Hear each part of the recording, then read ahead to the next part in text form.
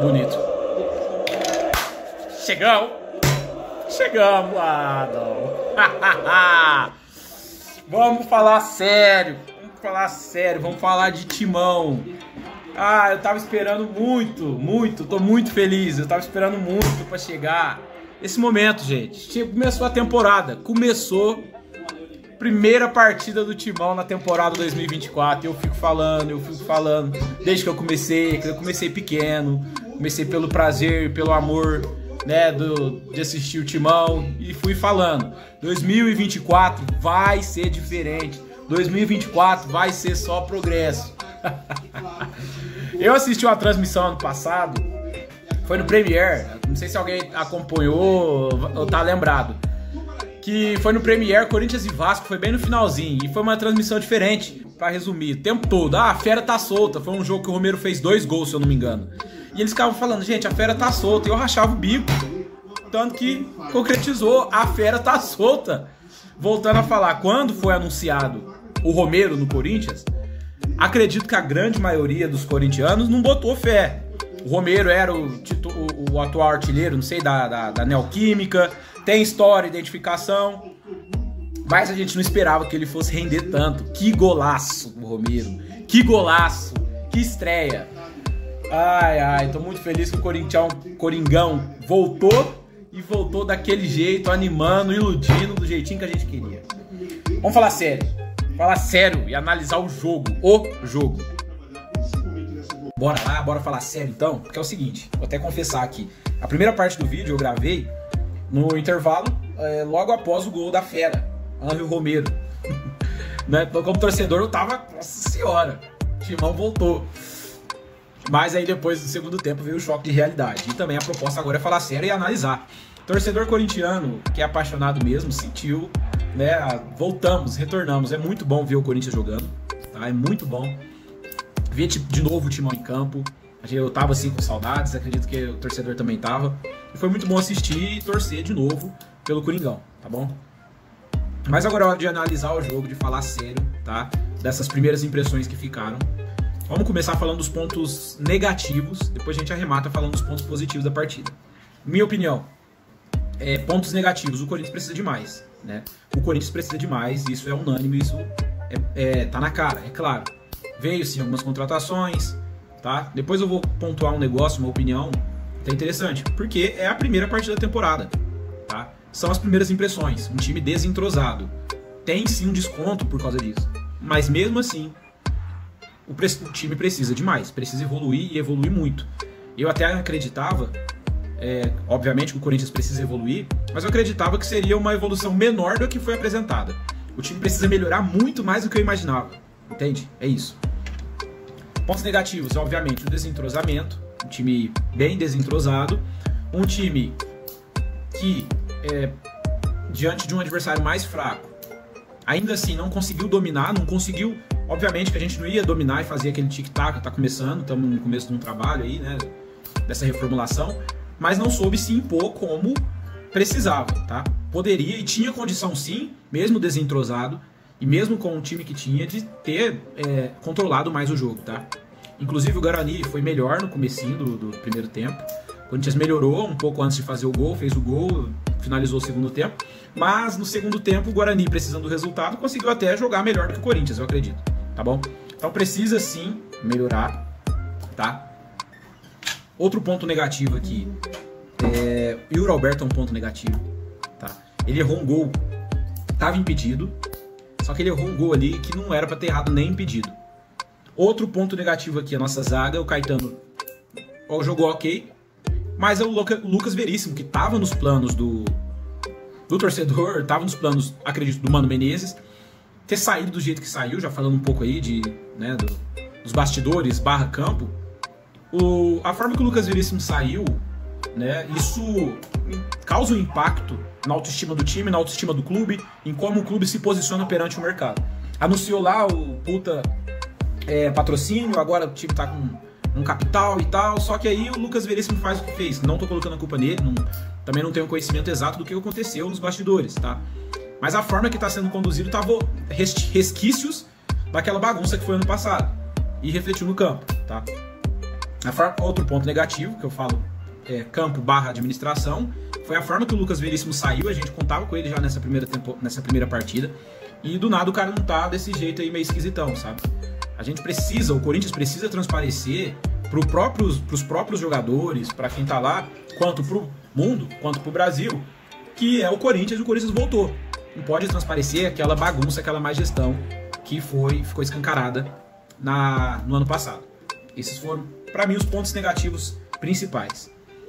E agora é a hora de falar de pontos positivos, de coisa boa, gente. E tivemos sim algumas coisas bem positivas, tá? O zagueirão Félix Torres mostrou uma segurança. Ele levou uma caneta ali, foi meio que sem querer, né? O cara deu tapa e a bola passou. Só que eu gostei da movimentação dele, gostei da visão de jogo dele na zaga. Passou segurança, tá? O zagueirão novo contratado. Outro ponto positivo é simplesmente uma forma de pensar que eu queria trazer aqui. Eu entendo que essa primeira partida deixou a desejar, tá? Obviamente. Ganhamos o jogo. É isso que eu queria trazer. O raciocínio que é o seguinte. Eu poderia estar aqui falando, Corinthians estreou no Paulistão e empatou 0 a 0. Entende? Poderia até talvez trazendo, o Corinthians já na primeira partida perdeu. Um ponto positivo é que ganhou a partida, é o óbvio. Ganhou, tá? Fez os 3 pontos em Itaquera. Ganhou. Isso é um ponto positivo. Isso tem que ser comemorado. Porque, como eu disse, a gente poderia estar aqui, todo mundo revoltado, todos os corintianos bravos porque empatou. Entendeu? Todo mundo preocupado porque empatou, porque perdeu. Ganhou a partida, tá? Ok.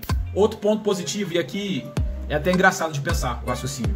Ángel Romero, que golaço, que gol bonito. É um ponto positivo sim, tá? Quando o Romero foi anunciado, eu volto a falar, não foi, né, aquela festa da torcida, mas tá respondendo e tá entregando. Ele tá entregando. Fez uma excelente partida hoje, fez um golaço, tá?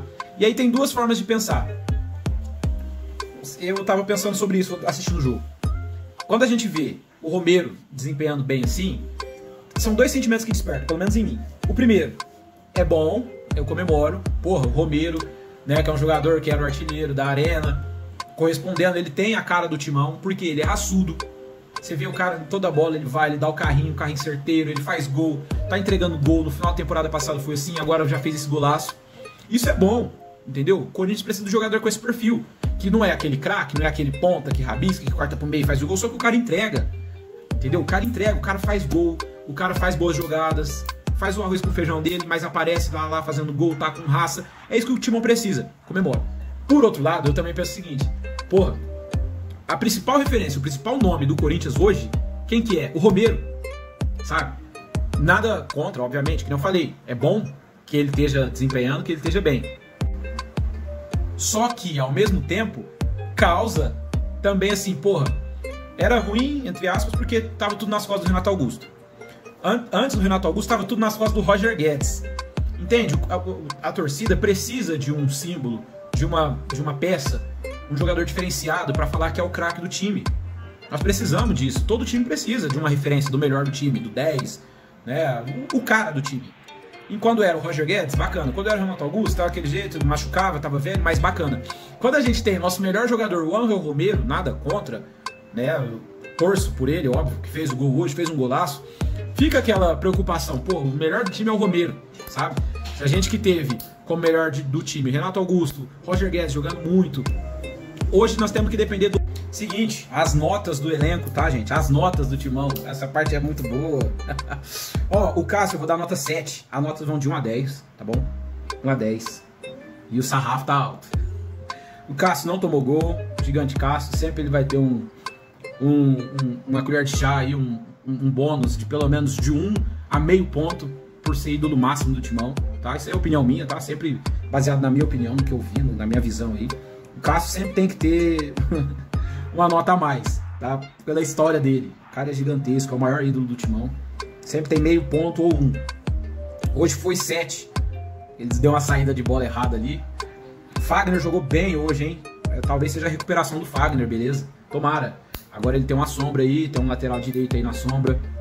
Mas, nota 8, ele deu assistência pra Fera fazer o gol. Félix Torres, chegando agora, jogou bem, jogou seguro, 7,5 pra ele, tá? Félix Torres. Caetano, foi seguro. O Timão, como não tomou gol, a defesa vai se beneficiar, tá bom? O sistema defensivo ali, os 4 laterais, os 2 laterais e os zagueiros, o goleiro, se beneficiam por não ter tomado gol. Mas sofreu um pouco. Pra mim, na minha visão de futebol, sofrer vem mais porque o time não tá dominando o jogo. O Timão, como favorito, não tá dominando o jogo, tá dando a bola para o adversário, não tá dominando o meio campo. E aí a defesa sofre, tem que ficar trabalhando. Então sofrer eu atribuo mais ao meio campo do que aos próprios zagueiros, tá? Na maioria dos casos. Cada caso é um caso. Lateral Hugo também estreia, nota 7, beleza? Ranieri, cara, é que o meio campo é um lugar realmente difícil, ainda mais esse meio campo do Timão que tá sofrendo. Meio campo é uma posição, é um setor que precisa de entrosamento, entendeu? O time todo precisa, mas pra mim o meio campo ele é crucial no futebol. É crucial, isso aí é assunto pra um outro vídeo, pra gente bater um papo aí. E o Ranieri também tá chegando agora, tá se adaptando, nota 6 pra ele, beleza? Michael, nota 6,5, ele pisou na área, isso é um ponto positivo. Aí ele perde o gol, é um ponto negativo. Teve um lance que ele chega na área ali, ele erra o gol, que o Yuri Alberto cruza pra ele. 6,5 pro Michael. Matias Rojas, 5,5. Gente, eu já vou tacar minha opinião já. Matias Rojas. Tanto ele quanto no geral. A gente tem que ter um pouco... Eu sei que o torcedor, ele sempre quer ver o time performando bem, quer ver os jogadores arrebentando, tá? Eu como torcedor, óbvio que eu quero ver.